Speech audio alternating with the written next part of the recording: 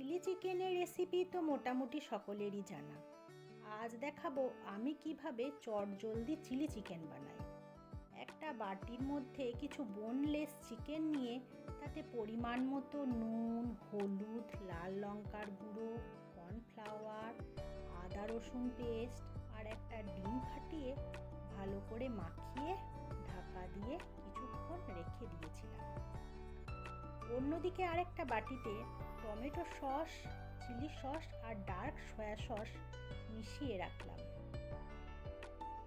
কড়াইতে সাদা তেল দিয়ে তাতে ম্যারিনেট করে রাখা চিকেনগুলো দিয়ে ভেজে নিলাম। খেয়াল রাখতে হবে একটার সাথে একটা যেন লেগে না যায়। সব চিকেনগুলো উল্টে পাল্টে ভালো করে ভেজে নিতে হবে।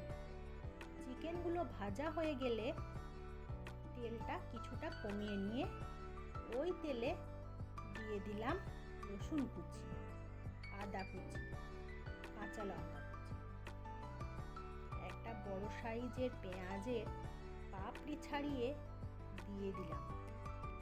দিয়ে দিলাম কেটে রাখা ক্যাপসিকাম, সামান্য একটু নুন। যেহেতু সসের পেস্টটায় নুন মেশানো থাকে তাই নুন বেশি হয়ে গেলে নুনটা স্বাদ হয়ে যাবে।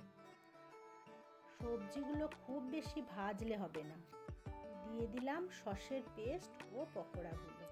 হালকা নেড়ে দিয়ে দিলাম জলে গুলে রাখা ছোট চামচের 2 চামচ কর্নফ্লাওয়ার। স্বাদের ব্যালেন্স আনার জন্য দিয়ে দিলাম সামান্য চিনি। সব উপকরণ ভালোভাবে ফুটে গেলে ওপর থেকে অল্প স্প্রিং অনিয়ন ছড়িয়ে নামিয়ে নিলাম।